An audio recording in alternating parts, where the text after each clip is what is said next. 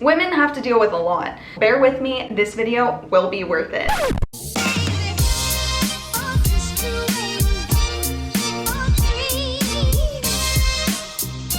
Hey guys, welcome back to my channel, the best place to build your tech career and have fun along the way. I'm Liz, and today I'm super excited because in today's video, we will be talking about what it really means to be a woman in STEM. So what is it like when you are a minority in STEM? STEM stands for Science, Technology, Engineering, and Math, and my background is in Computer Science and Math. So in today's video, I will be talking about the highs, the lows, the sexism, and everything that I've experienced being a college student and a software engineer. So with that, let's get into the video.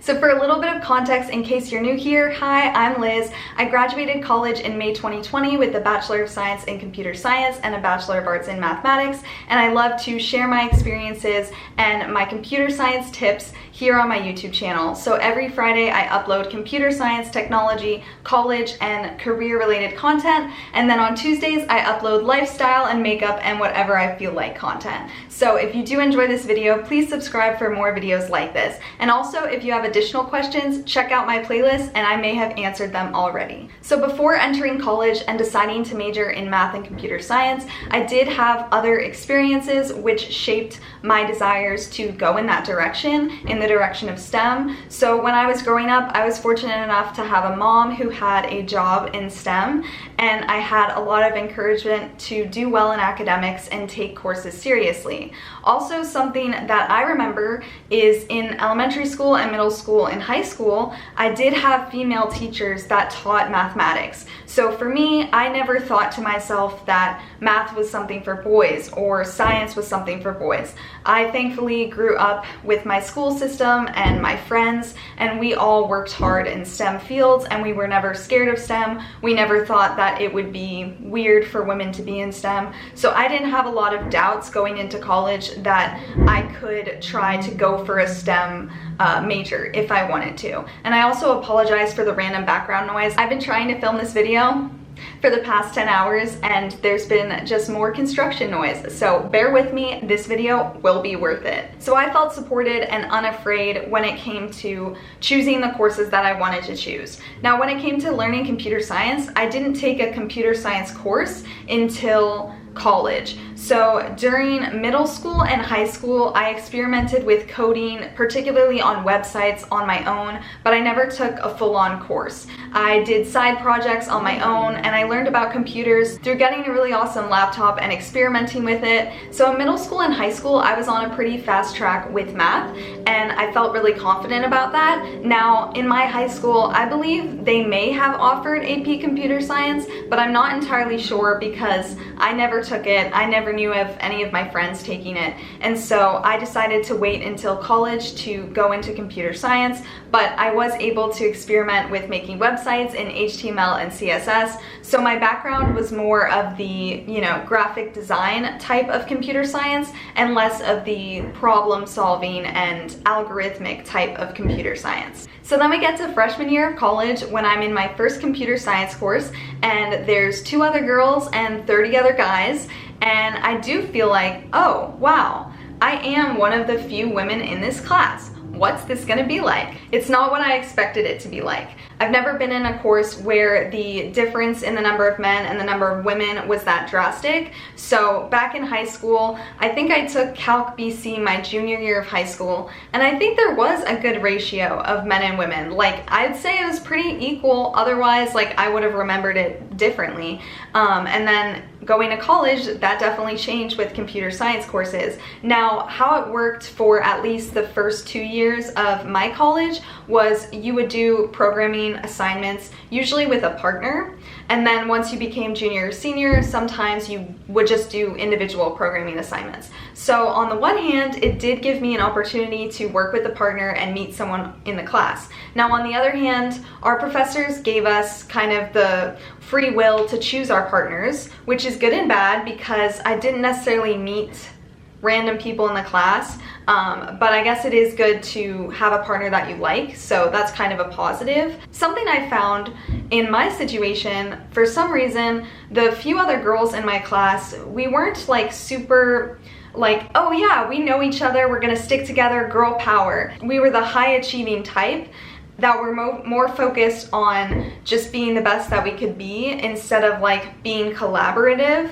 And I kind of feel bad now looking back that I didn't make as close connections with the people in my year. It wasn't until junior or senior year that I actually took courses with a few people that now graduated in 2021, and I feel very close to them. So now to touch on the bad side of being a female minority in STEM, which is sexism and hypersexualization and objectification. Unfortunately, all of these things are real issues that we need to address and talk about, and hopefully we can fix and change in our society so that more women are motivated to stay in these fields and overcome challenges, because that's something I want to do with my channel and my videos and with all of you watching, is that you can do anything. STEM is for everybody. So from my experiences in college, if there's a room of 30 guys and 3 girls, a lot of times when the girls walk in the room, the eyes go to the girls.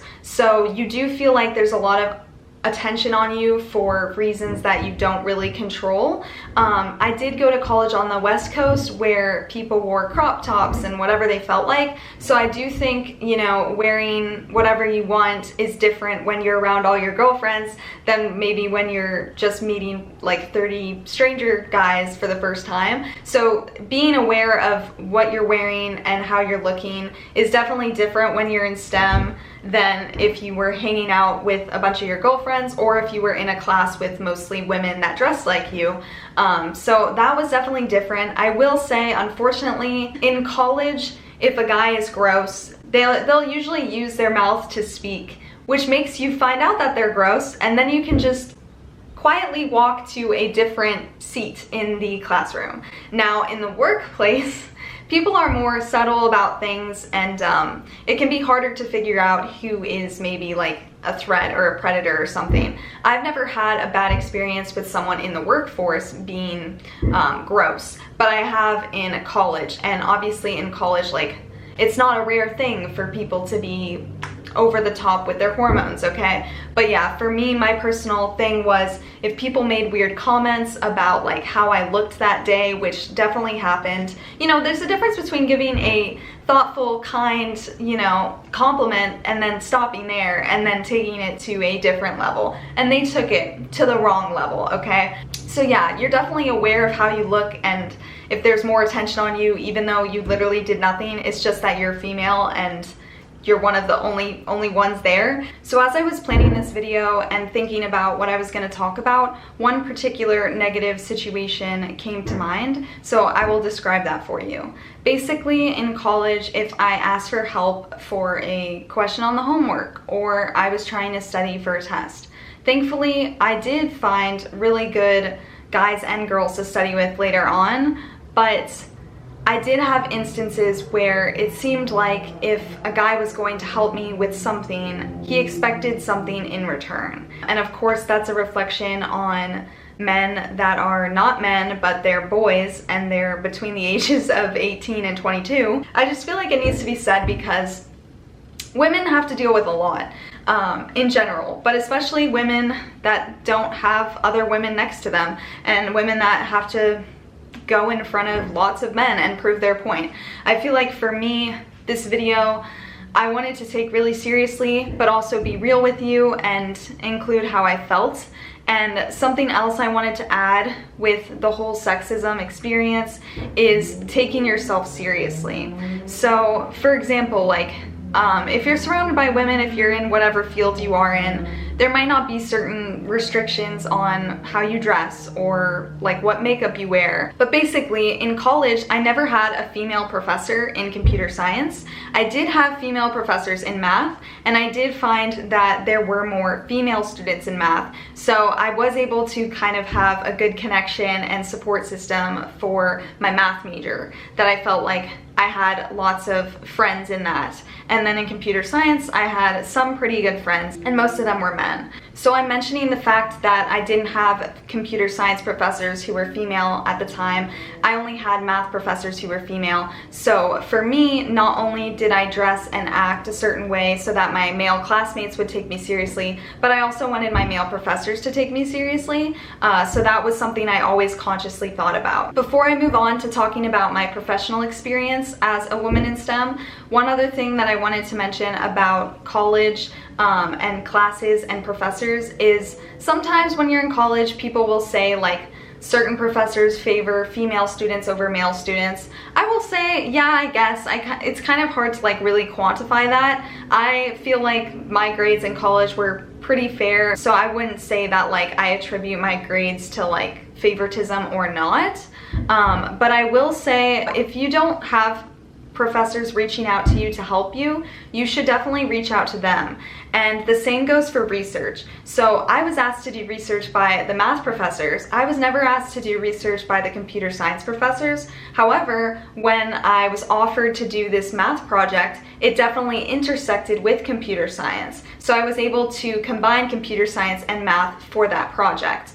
And then with computer science, I think I had one of my friends that's female did research for a professor, but I definitely remember more of my male friends doing research for professors. So if you think about having the equitable distribution of opportunities and research, if you are a female and things aren't coming your way, you definitely need to go out there and get them, because I promise you they are out there. So moving on to my experiences as a software engineering intern, I interned before my senior year of college, and it was over the summer for about 3 months.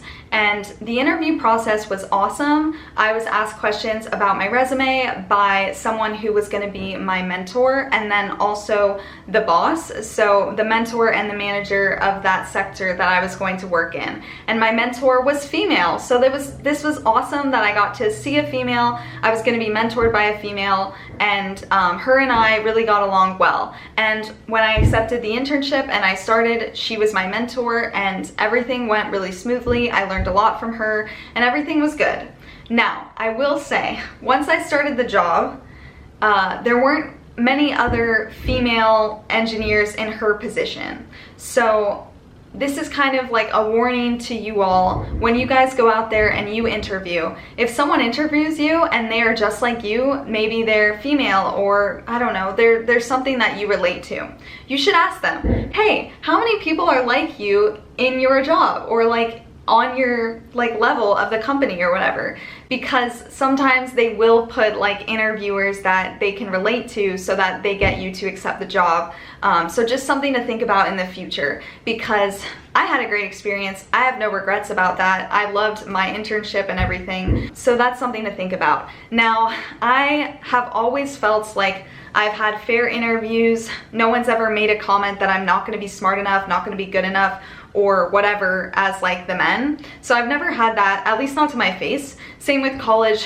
I don't think anyone's like ever said like, oh, you're not going to make it because you're female, or like, oh, you can't do this XYZ because you're female. So I'm lucky and fortunate, because I know a lot of people have had the door shut in their face and told that they're not good enough. But if you're watching this video, you are good enough and you can do whatever you want to do. When it came to work life, again, like, I mean, computer science job, you're sitting in a desk chair and then you're typing all day. So mostly the attire is like, I don't know, business casual. So like a blouse and pants. And that's something I'm comfortable with, or like a blouse and a skirt and everything. Just something that's like, you know, relatively modest. I know that's kind of like a hard, like, you know, universal, like if you're in one age group, modest is one thing. If you're in a different age group, modest can be interpreted differently. But I felt like the dress code that I had at my professional workplace was reasonable, and I never felt like I was like sexualized or like had comments on what I wore. So I was really thankful about that. Now, it was funny, my mentor mentioned that when she was interviewing at some other company, they had made sure, like in the interview process, to note that she would have to wear a specific length skirt and specific tights and specific heels for the interview and then later for the uniform for the job. So that to me was a little bit like, because like I don't see guys wearing that skirt and those tights and those heels. So that's something to keep in mind, you know, if you're comfortable with that or if you're not. It's always good to know before you sign a contract. So yeah, so for me, my software engineering experience, super great. And then later when I applied to grad school and I had interviews and phone calls and emails, I do feel like I was taken seriously. So that sums up my experiences in the workforce being a woman in STEM. I did want to mention one other topic that really hits home for me, and it seems that some people are divided on either whether women should wear makeup or what makeup women should wear, like what is appropriate, what is too much, like whatever. And some people are vocal about this, and I mean, to me, makeup, like if you want to do it, cool. If you don't want to do it, cool. Like if you want to style your hair a certain way or wear certain colors, good for you. And if you don't, good for you.